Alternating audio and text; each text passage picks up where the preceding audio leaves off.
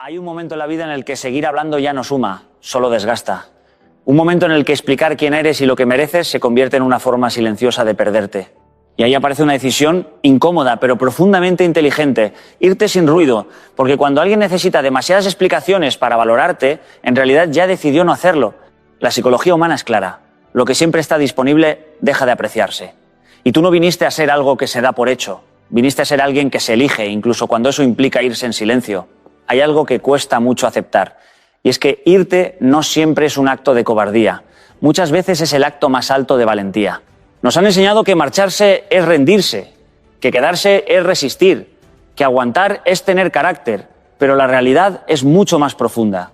Porque hay lugares donde quedarse no es resistir, es deteriorarse poco a poco, y eso no tiene nada de noble. Durante años he visto personas brillantes, personas con talento, con valores, con una luz increíble, apagarse lentamente por permanecer donde no eran valoradas. Y lo más curioso es que no se iban, no porque no pudieran, sino porque sentían que irse significaba fallar, como si elegir su paz fuera traicionar algo, como si priorizarse fuera egoísmo. Y ahí está el error. Irte en silencio no es huir. Huir es escapar sin entender, es evitar enfrentar la realidad. Pero cuando tú ya has entendido todo, cuando ya hablaste, cuando ya explicaste, cuando ya diste oportunidades, irte no es escapar, es elegirte. Es decir, ya he hecho todo lo que estaba en mi mano y ahora me toca hacer algo por mí. Recuerdo una etapa en mi vida profesional en la que estaba rodeado de personas que no compartían mis valores. No era un problema de capacidad ni de resultados, era un problema de respeto. Y al principio hice lo que hacemos todos, ¿no? Intentar encajar, explicar, adaptarme, hasta que entendí algo clave, ¿no? Cuando tienes que esforzarte demasiado para que te valoren, estás en el lugar equivocado. Y el día que lo entendí, dejé de discutir, dejé de convencer y simplemente me fui. Sin ruido, sin drama, con paz. Porque el verdadero cambio no ocurre cuando los demás entienden tu decisión, ocurre cuando tú dejas de necesitar que la entiendan. Ahí es cuando te eliges de verdad, ahí es cuando dejas de negociar contigo mismo. La psicología humana es muy clara en esto.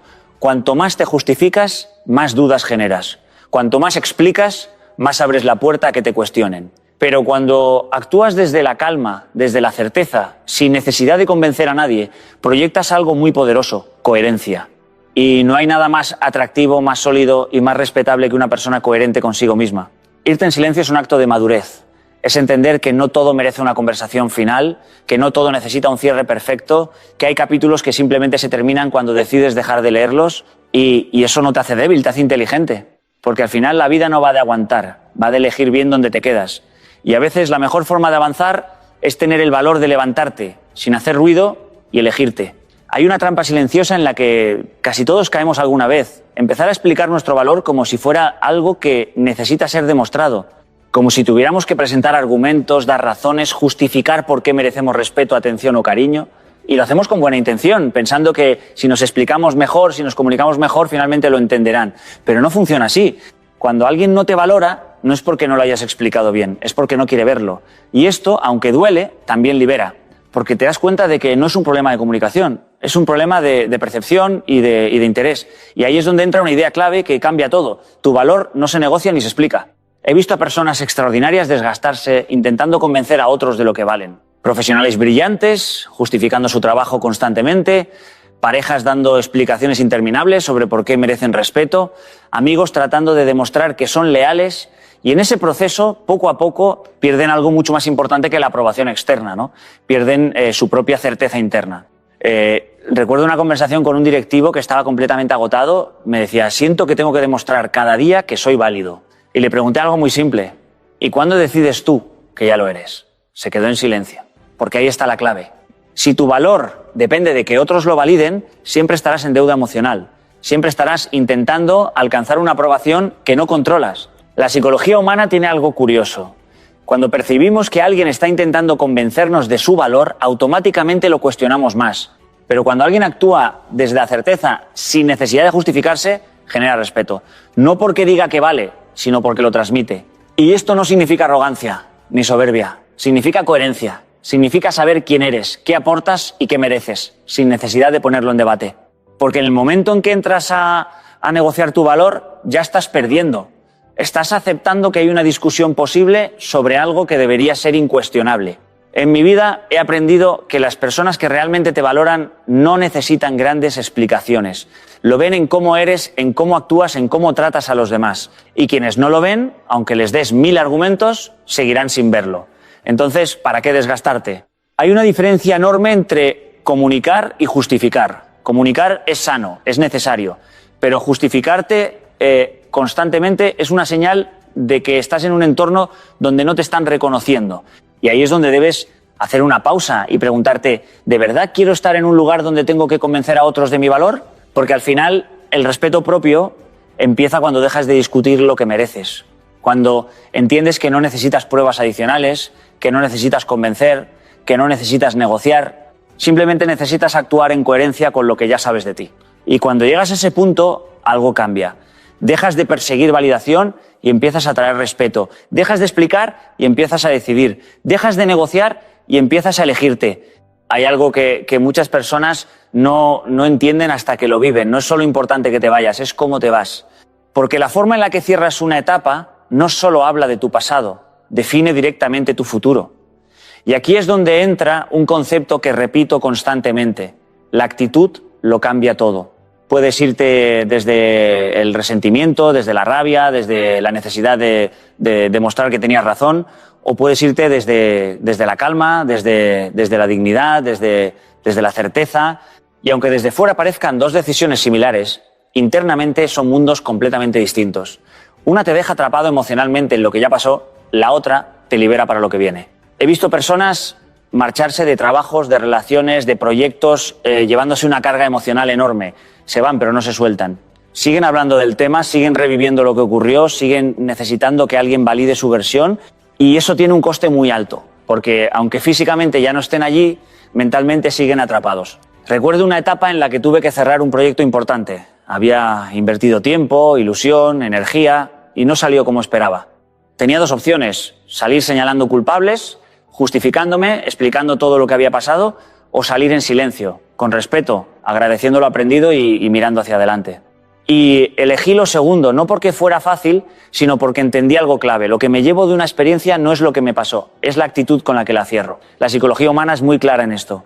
Las emociones con las que cierras una etapa son las que condicionan cómo empiezas la siguiente. Si te vas con rabia, empiezas lo nuevo con desconfianza. Si te vas con frustración, empiezas con miedo. Pero si te vas con paz, con aceptación, con aprendizaje, empiezas con una energía completamente distinta. Y esto no significa negar lo que has vivido ni hacer ver que todo estuvo bien.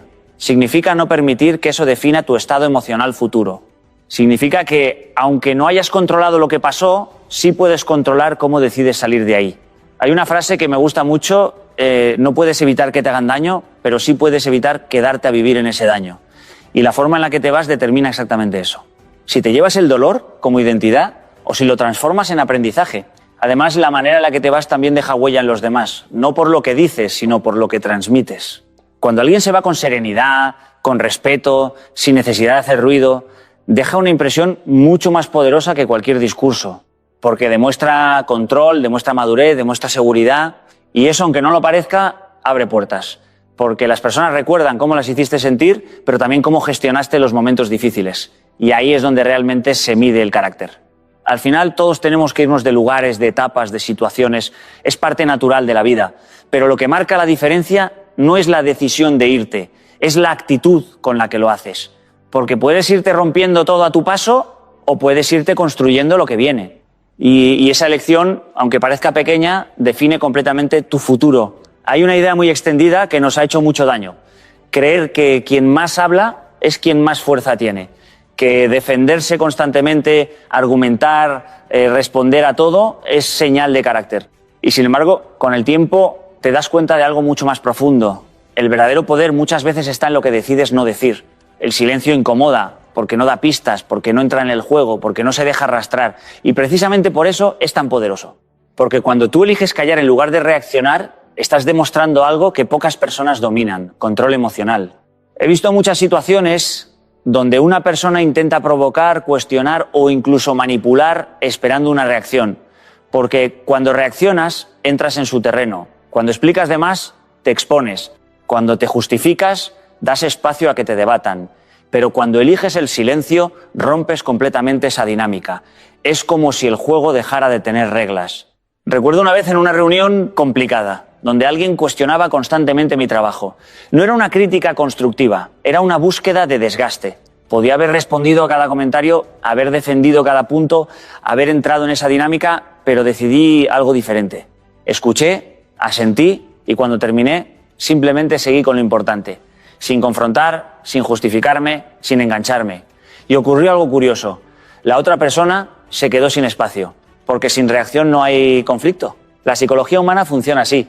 Muchas veces las personas no buscan respuestas, buscan reacciones, buscan confirmar que tienen poder sobre tu estado emocional. Y cuando tú no reaccionas, cuando no entras en ese intercambio, estás enviando un mensaje muy claro: no tienes acceso a mi paz. Eso no significa callar siempre ni evitar conversaciones importantes. Hay momentos para hablar, para expresar, para poner límites con palabras. Pero hay otros momentos donde hablar solo alimenta el problema, donde explicar más no soluciona nada. Y ahí es donde el silencio se convierte en una herramienta de inteligencia. Porque el silencio no es ausencia, es decisión, no es debilidad, es dominio.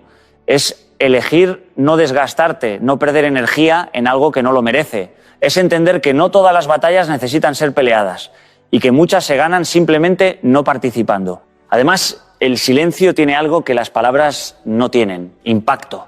Las palabras pueden ser discutidas, reinterpretadas, incluso ignoradas. Pero el silencio bien utilizado deja espacio para la reflexión. Obliga al otro a enfrentarse consigo mismo, sin tu intervención. Y eso, en muchos casos, es mucho más poderoso que cualquier argumento. En mi experiencia, las personas que más influyen no son las que más hablan, sino las que mejor eligen cuándo hacerlo.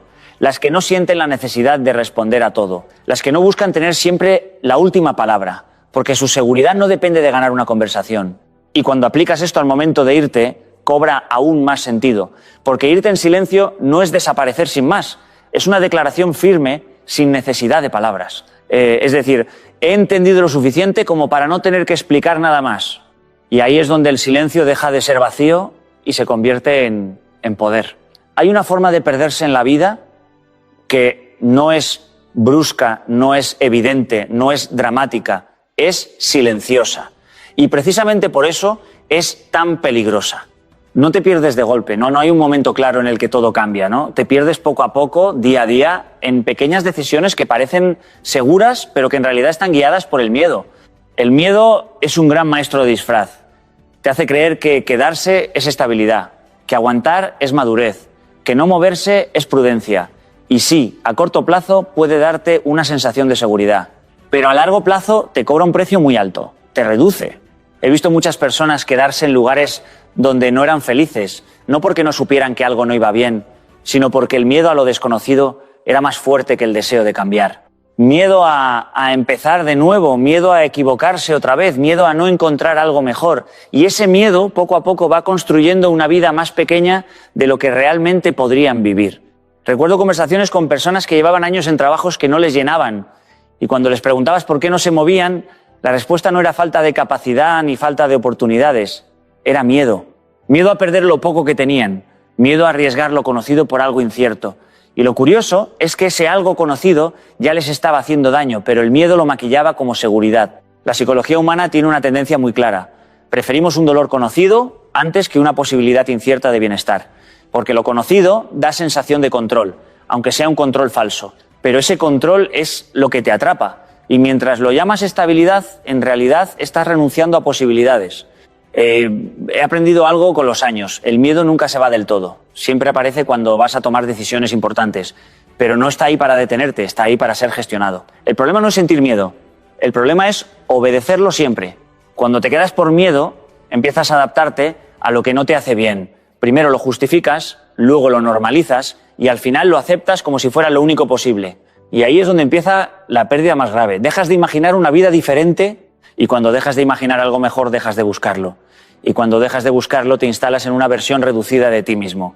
Más callado, más resignado, más apagado. No de un día para otro, sino poco a poco, casi sin darte cuenta. He visto personas que años después miran atrás y no reconocen en qué momento dejaron de intentar. Y siempre hay una frase que se repite: me quedé por miedo. Y lo más duro no es el miedo en sí, sino darse cuenta de todo lo que ese miedo te ha quitado. Porque el miedo no solo te impide irte, también te impide crecer. Te impide descubrir quién podrías haber sido. Te mantiene en una versión segura, pero incompleta de ti mismo. Y en algún momento tienes que hacerte una pregunta honesta. ¿Esto que llamo seguridad es realmente vida o solo es ausencia de riesgo? Porque quedarse por miedo no te protege, te va borrando lentamente.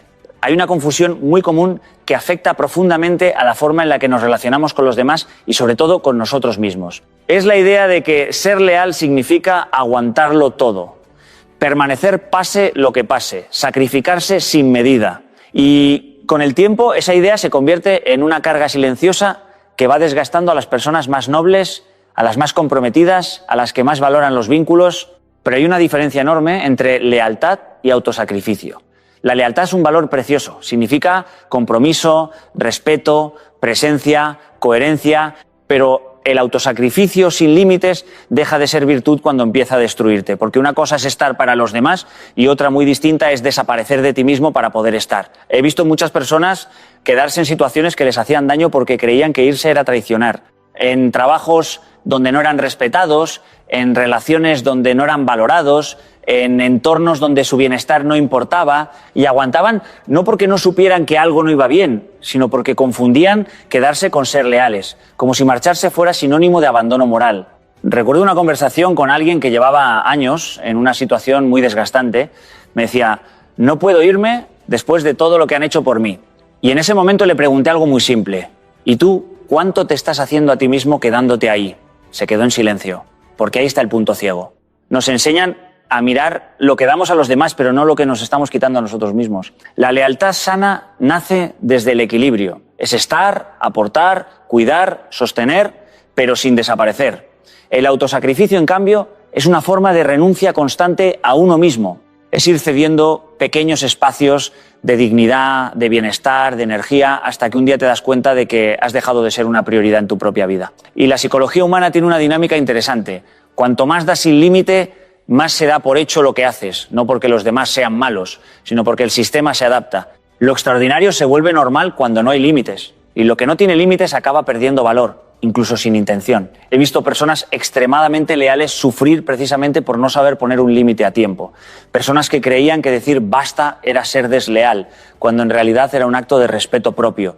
Porque la verdadera lealtad no es soportar lo insoportable, es sostener lo que tiene sentido sin perderte en el proceso. Hay algo muy importante que aprender.